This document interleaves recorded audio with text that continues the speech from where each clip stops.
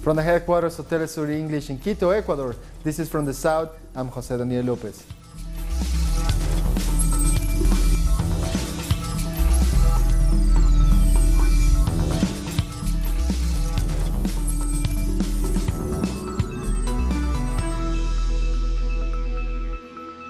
We start in Argentina, where social organizations are calling for massive demonstrations on Friday, the same day the G20 Summit is set to start in Buenos Aires. The summit comes as Argentina suffers an economic crisis which has seen the value of the national currency plummet. Tens of thousands of security officials are also being deployed throughout Buenos Aires, effectively shutting down the city. All social organizations in Argentina will take to the streets on Friday. We want to express our rejection of the G20, of Trump, of other imperialist leaders, of the agreement between President Macri's government and the International Monetary Fund. Argentine people are the resistance, and we will continue to resist until we have the chance of giving a dignified life to every resident in our country. A number of leaders have already arrived in Argentina for the summit, among them Saudi Arabia's Crown Prince Mohammed bin Salman. Following the murder of journalist Jamal Khashoggi, Prince Mohammed had hoped to rebuild his reputation at the summit in Buenos Aires. But now a prosecutor in the Latin American country has agreed to take up a case against bin Salman for possible war crimes committed in Yemen, where the humanitarian situation is worsening. Still in Argentina, the People's Summit has kicked off, with various social groups and political movements coming together in Buenos Aires. The summit aims to discuss an alternative agenda to the G20 Summit. This will be done through lectures and workshops on many topics, including capitalism, LGBTQ rights, feminism, among many others. The organizers are also planning to protest in front of the country's Congress on Thursday, a day before the G20 Summit begins. Our correspondent Sabrina Roth is in Buenos Aires and brings us more. The G20 Summit has attracted large-scale protests around the world. This Friday and Saturday, world leaders will meet in the city of Buenos Aires. On Tuesday, we witnessed the first massive rally organized by social and political movements. They're strongly criticizing IMF-imposed policies. Meanwhile, the People's Summit will take place in front of Congress. A number of meetings will also take place over the next few days while the summit is in session. These include forums led by the Continental ALBA Movement, the World Lawyers Network for Food Sovereignty, and the Continental Union. Thank you, Sabrina, for that report. Moving on to Chile, public sector workers have been protesting to demand the government help them improve their working conditions. On Tuesday, they held demonstrations outside the presidential palace. Let's find out more in this report. They wanted to enter Constitution Square, but security forces cordoned off the area. This is bad because repression still exists in Chile. The dispute between the current government and the public sector broke out over salary negotiations, which they usually hold at the end of each year. Every year the government, but especially the current right-wing administration, doesn't improve the rights of public sector workers. In fact, they increasingly curb our rights and salaries. Public sector workers asked for a 7% salary increase, but the government has decided to freeze it at 3.1%. It is an embarrassment that the government is trying to give us a raise of 3.1% instead of 7%. These demonstrations represent the feeling of over 350,000 workers across the country, but their concerns appear to not matter to President Sebastián Piñera, who was hosting his Peruvian counterpart inside the palace. When workers have bigger incomes, the economy improves as well. So when the government of President Sebastián Piñera only gives pennies to workers, they don't only harm them, but in fact the whole country. The situation doesn't look good for workers. November 30th is the deadline for any salary negotiations. If they don't manage to reach an agreement, then there won't be any salary increases for 2019. And what's worse, it is also the last day to renew work contracts, which is why many people fear there will be massive layoffs.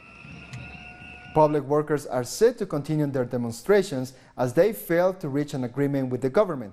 They are unable to agree on a new salary increase on Tuesday, as both the finance and labor ministers were absent from the meeting. Union leaders have said they are left with no other choice but to continue with their demonstrations. The government has not progressed on the matter, so public workers' movement will continue to mobilise to keep putting pressure on them. We hope we can reach an agreement, and if we cannot reach that agreement, it will be the government's responsibility, because it has not been able to articulate specific proposals. Our correspondent in Santiago, Paola Dragnik, brings us more.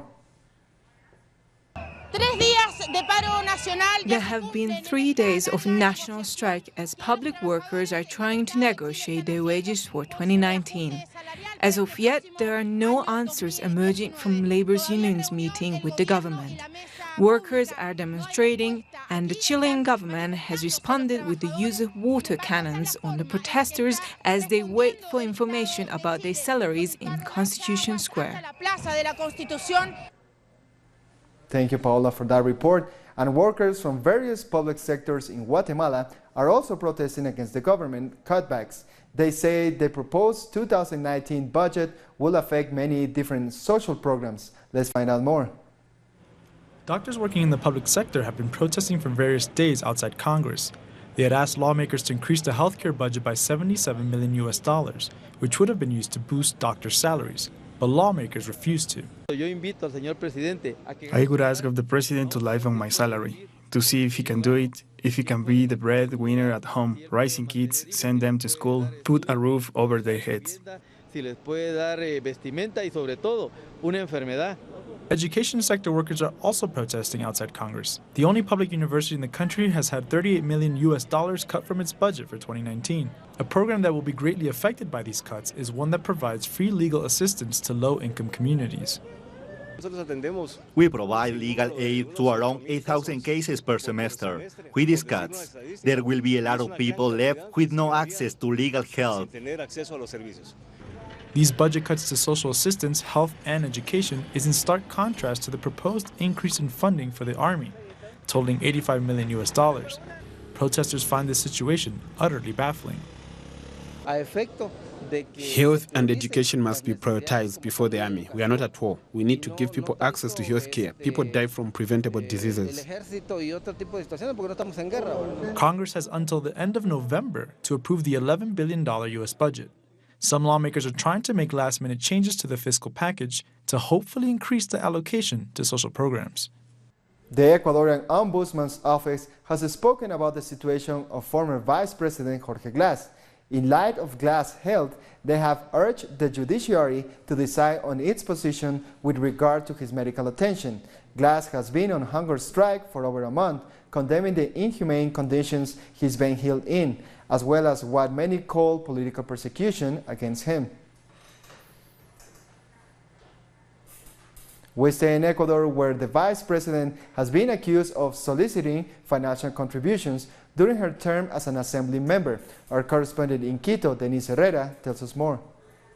Hello, good afternoon. The Vice President of Ecuador, María Alejandra Vicuña, has been accused of making illegal contributions to her assistance for her political movement. She was accused by one of her former advisors, Ángel Zacbaijo, said that when she was lawmaker in the National Assembly, she took bribes from people who wanted to take particular posts. She said yesterday in a press conference at the palace government that I have nothing to hide and will never participate in actions that are not attached to ethics, which is indeed the flight I have raised throughout my life and the characteristic of my actions, both public and private. She told the media and rejected these accusations, and also said that she will start an investigation to prove her innocence. Also, the Attorney General of Ecuador, Ruth Palacio, said that her office will open an investigation under these allegations. Also today, the Secretary of Communication, Andrés Chelena, talked to the media and said that the message of the president, Lenin Moreno, is clear and is the justice, the institution that will prove her innocence or will prove the responsibles of these actions. Is all the information we'll have for now. Back to you at the studios. More news in a minute. Stay with us.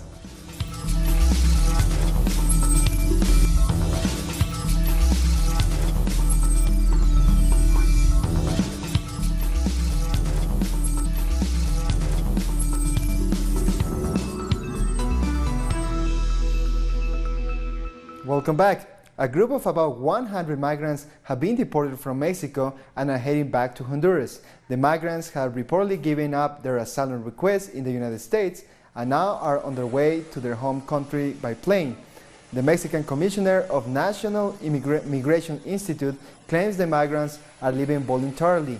Mexico's government says it will deport 500 migrants who try to cross onto U.S. soil as U.S. border troops fired tear gas at them on Saturday. The President of the United States is angry right now. If he dies of a heart attack, we will pay for it. That is why I'm leaving. I don't want to be an accomplice to that debt. I left a 5-year-old boy in Honduras, and I'll be happy because I'll see him, hug him, and never separate from him. As the migrant caravan grows, conditions in Tijuana's shelters are starting to worsen. Many migrants are living in crowded conditions with limited access to toilets and on only 2 rations of food a day. Following their failed attempt at crossing the border on Sunday, many were left shell-shocked and in fear for their lives. Crossing into the U.S. illegally has proven to be near impossible, so now the migrants have to consider staying in Mexico and waiting for months as their asylum requests are processed or turning back and heading home.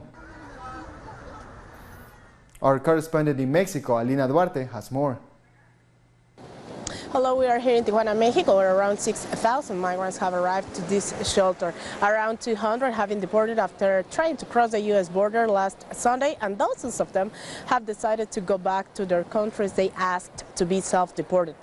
Yesterday at the press conference, the migrants requested a number of things, including that the U.S. speed up the process to seek asylum, that the incoming Mexican government create a commission willing to negotiate with the migrants who wish to stay, and to stop the arbitrary, manipulate, and involuntary deportations. Additionally, they pleaded for solid information that could help to make better decisions and protect their lives. And members of the migrant caravan have made a series of demands to both the Mexican and U.S. governments. We request of President Donald Trump to accelerate the process of asylum in the United States, because everyone has the right to ask for political asylum, as my colleagues said, that a commission is formed by the new government of Mexico that comes to negotiate a presidential solution for those who want to stay here.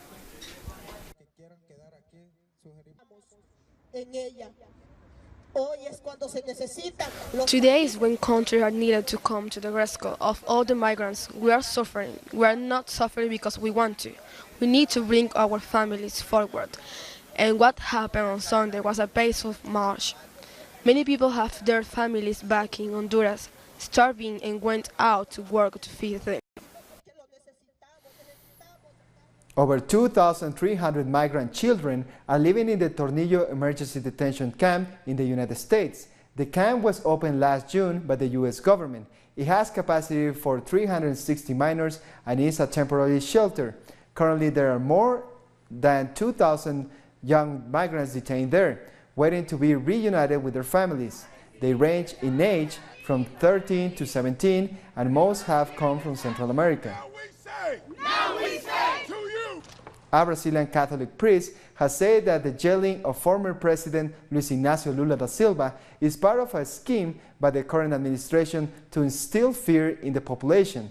Pedrinho Wareski added that this scheme also involves attempts at criminalizing social movements. The priest, who visited Lula in jail on Monday, said they talk about injustice and oppression that PT members and minority communities are currently facing in Brazil. And the Brazilian Supreme Federal Court is set to analyze an appeal presented by the defense of jailed former President Luis Ignacio Lula da Silva in December. Lula da Silva's lawyers presented this appeal to ask for the invalidation of the legal process against him and for the freedom of the former president. They say this is due to the loss of impartiality of former Judge Sergio Moro, who sent Lula to prison and is now President-elect Jair Bolsonaro's Justice Minister. Lula da Silva has been in jail since April of this year. More and more Cuban doctors are leaving Brazil after the Cuban government ended the More Doctors Medical Exchange program. This decision came after offensive comments made by President-elect Jair Bolsonaro against the medical practitioners. Brazil's rural areas and low-income neighborhoods will greatly affected by this exodus. Let's find out more on this report. Every day since arriving in Brazil, Dr. Yamirka Rodriguez leaves home at 5 a.m. and heads to the Jardim Virginia favela just outside Sao Paulo. Here, she treats patients at a communal health clinic. But today is different. As Cuba ended its medical exchange program with Brazil, Dr. Rodriguez must now say goodbye to her Brazilian co-workers. She will leave a very important legacy here. She's a great person, somebody who has cared for a lot of patients. Many cried when they found out she would be leaving. I learned a lot from Yamirka. Close to 2,000 municipalities were dependent on the care and expertise these Cuban doctors provide. This would greatly affect the quality of healthcare these communities can access. This, in a country where economic inequality has reached extreme levels. One of Dr. Rodriguez's patients embroidered her name on a gift so that she does not forget about her. I had strange wounds on my body, and for 3 years I went to private doctors to find a cure. In one visit, she solved my problem. I thank God for putting her in my life. WhatsApp messages from patients defy the meaning of the word saudade, a word that has no direct translation, but refers to a feeling of melancholy. I have cried so much. Every time a colleague or a patient says to me, "Saudade de você," my heart tightens, and it's difficult to hold back the tears. I will take all of these people in my heart. Every moment I have lived here in Brazil will be impossible to forget, but I'm moving forward. I will face new challenges in Cuba, new goals. I will continue doing my job wherever I'm needed. Just like Dr. Rodriguez, over 8,000 Cuban doctors have had their dream interrupted, a dream of helping those most in need through a program that provides much-needed aid in 67 different countries, inspired by the dream of Ernesto El Che Guevara. Peru's public prosecutor has issued an order to prevent the husband of opposition leader Keiko Fujimori from leaving the country. Mark Vito, who's facing money laundering charges himself, isn't allowed to travel out of Peru for 3 years. His attorneys, however, are set to appeal this decision. Just 90 kilometers from the Nicaraguan capital, the Healthy Year program is strengthening food security in the city of Boaco. Known as the two-story city, Boaco has over 50,000 inhabitants. Farming and raising livestock are the main economic activities that support hundreds of families. The Healthy Yard program aims to allow people to grow their own food from their own homes. More and more people in the region are reaping the benefits, with over 8,000 healthy yards and having been delivered so far. The aim is to ensure the production of healthy food for families in places where there isn't much space, in a context of urban agriculture. The Development of Capacities and Technological Adoption Center is responsible for this program, and it's not just delivering plants to participating families. They are also providing the necessary training to the beneficiaries who are working their own land. We start by using containers for recycling. We also teach the participants to make organic fertilizer. Additionally, we have worm composting, which we mix with soil to make the substrate that allows the seeds to germinate. Everyone learns using what they have to hand. We explain the theory, and they put it into practice. Nimia, who created her own healthy yard 4 years ago, says that she received a package of plants, including vegetables and fruits, as well as medicinal and aromatic herbs. Before, we weren't sewing, and now we are. We have coffee, cocoa, bananas. We work, sell, and eat from it. And that benefits everyone in my home. According to the Ministry of Family Economy, there are 367 diverse healthy yards nationally, of which 40% sell their surplus in local markets. Worker unions in Grenada have called off their strike after the government made a commitment to outline new offers regarding public pensions. The unions are demanding a 25% increase for their numbers, but the government has claimed that it can only afford a 2% raise, and that the union demands will have serious economic repercussions. Those proposals would be given to us by Tuesday of next week, and we would hold negotiations on Friday with the Pension Engagement Committee to discuss those proposals. We'll take a short break now. Join us again after this.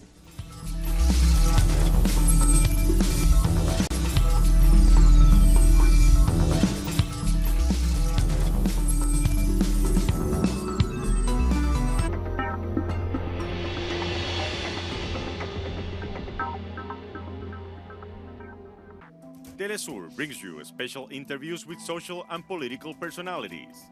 Monday, from Washington. Tuesday, from Mexico. Wednesday, from Caracas. Thursday, from Quito. Friday, from Havana. Analysis about our continent's reality. Weekdays, only on Telesur.